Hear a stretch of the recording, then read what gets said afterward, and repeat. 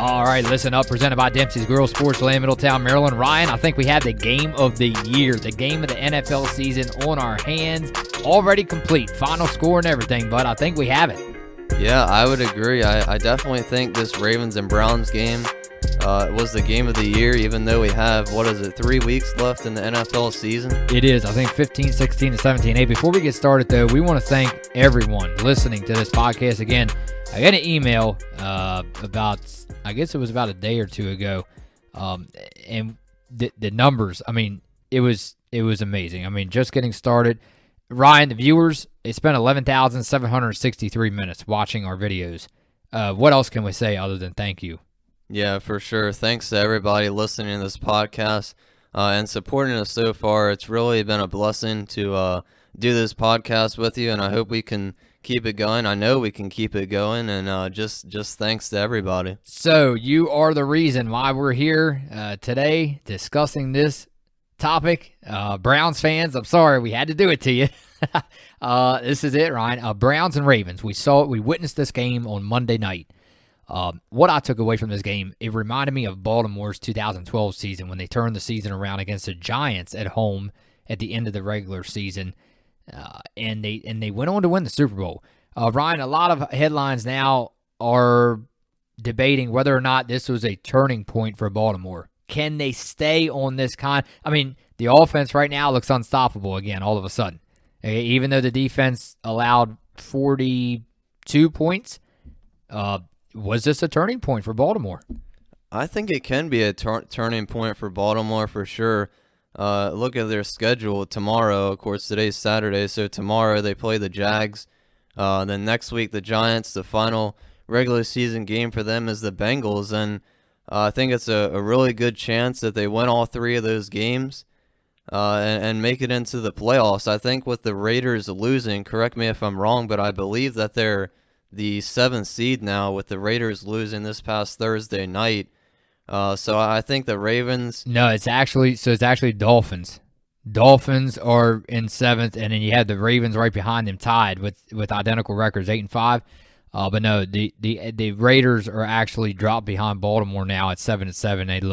I think their chances of making it are about 20%. Yeah, I think with the Raiders lost to the Chargers, I think they're pretty much out now. But yeah, I think the Ravens are going to pass the Dolphins because the Dolphins still have to play the Bills, and I think they'll lose that game. But Diggs. Yeah, Stephon Diggs and Josh Allen tearing it up this season. But I think the Ravens will probably win out. And it looks really good now for the Ravens after beating the Browns. Okay, so take me back to that night. So much to talk about in 10 minutes. I know we have a cutoff time, but Ryan, I was watching a game Monday night, and I called you, I texted you, of course, you were saying, Phil, are you crying? I was like, crying, Ryan. Oh, my God. I mean, what a turn of events. So towards the end of the game, when McSorley went down, I think that this is considered the game of the year. I'll tell you why, because I don't think Lamar Jackson or not, it could have been any quarterback in the league. When they come out, he said cramps. I expect it was from the COVID that he had a week prior or 2 weeks prior. Right. But the way that he came out of the locker room, put the team on his back, I feel like that's the first time. Now, I understand Lamar Jackson has done a heck of a lot for this organization, and he's only been in the league, 3 years? But what I'm trying to say is here, their backs against the wall, the season on the line. And I think this is the very first time that we actually saw Lamar Jackson take control of a game, take control of his teammates on the sideline. I think now you're starting to see that younger guy starting to mature in the National Football League.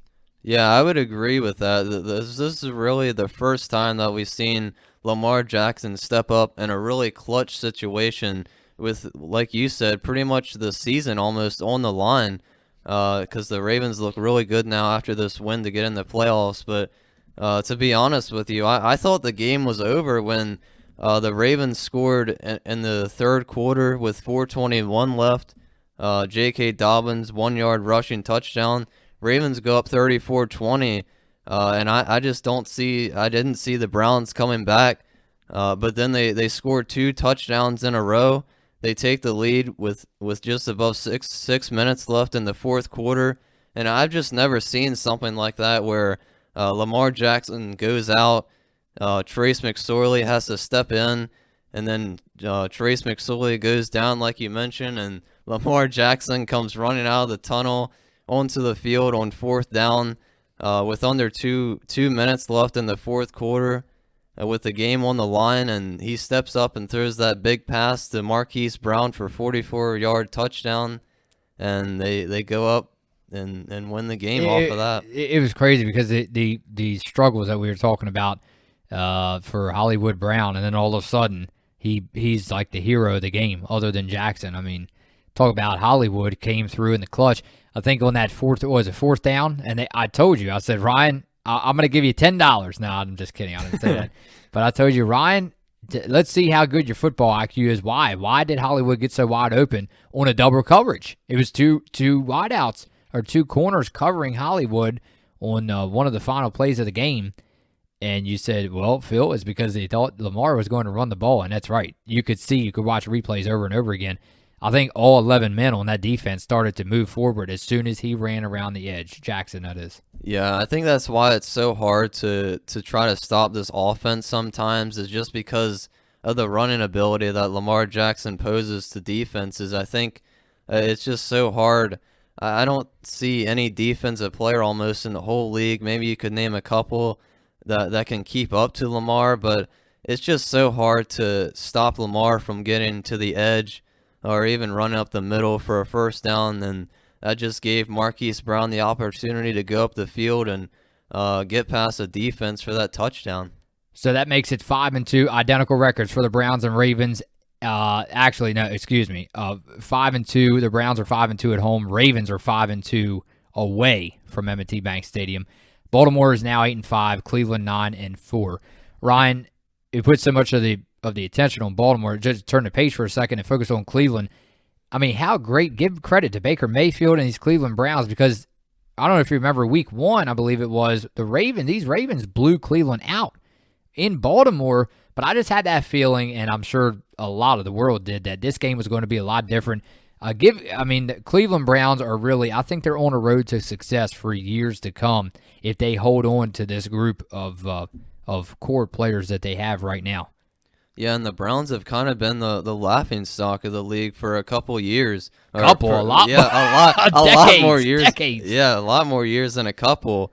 But this past couple seasons now, the Browns have really picked it up with a couple quarterback changes, and now they think they found their franchise guy in Baker Mayfield. Their new head coach, Kevin Stefanski.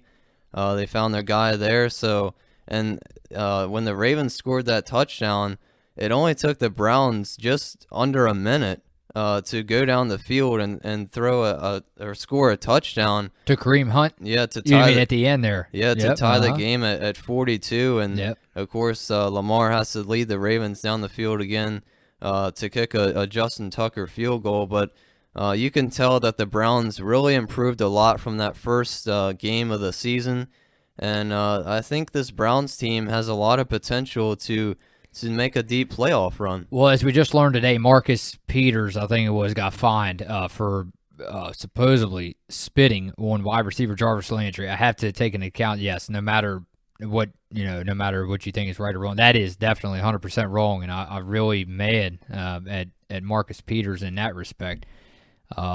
Jarvis Landry had a reason to be mad. I mean, no matter where you're from, I can't imagine that is a respectful action, if you will, to spit on someone. I've never heard of anything going to that level before. So I was kind of surprised, because if you talk about the players that play under John Harbaugh, you usually don't hear about players acting like that under one of the best franchises in the game right now. Yeah, you just don't see that kind of stuff, especially with this Ravens team, and it really was disrespectful, and I'm sure they probably exchanged words or something, but no matter what happened on the field, there's no excuse for something happening like that. No, like I told you, we focus so much on, I don't know what the big question mark once Ben Roethlisberger leaves Pittsburgh and retires. But like I told you, I don't know about Cincinnati. Maybe they could turn around quicker than we think. But I tell you what, Ryan, we talked about Pittsburgh and Baltimore so much as some of the biggest rival games for years and years leading up to this season. But now, I told you over the phone the other night, Ryan, I think that we might have a new rival, especially a dirty rival, big rival. I mean, a dirty smash mouth football. AFC North, it might be the new rival of the AFC North, Ravens and Browns. Yeah, I could definitely see that happening after Ben Roethlisberger decides to retire, and I could definitely see that. The Ravens and Steelers obviously have a long history, probably the biggest rivals in the NFL. History goes way back, and I can definitely see. I don't think the Browns will quite replace the rivalry. I don't think that's the right word, but this matchup between the Ravens and Browns can definitely live up to the hype. Well, I tell you what, I think the rest of this season, with all the games left on the schedule, would live up to the hype. A lot of close ball games that we've seen, just like you said, mentioned the Chargers the other night and the Raiders going into overtime. But Ryan, I think it seems like that we don't have that many weeks left of football, but this is when it gets into crunch time, and I think that we still have a long way to go to find out who makes it to the big game in February, and that will be where? In Tampa? Yeah, Tampa, Florida, where the Buccaneers play. Yep. Tampa, Florida. So I tell you what, we're going to get on out of here. That's it. Ryan and I, you have it. Ryan and I on Listen Up, we agreed the NFL Game of the Year. We decided it early. Browns, Ravens. Ryan, big night for you, bud, and I wish you luck as your Florida Gators have the spotlight in the SEC title game. Yeah, going up against Alabama, it's definitely a pleasure and an honor, I guess you could say, to play the best team in college football, and it gives the Gators the opportunity to put the spotlight on them if they can walk away from Bama with the win.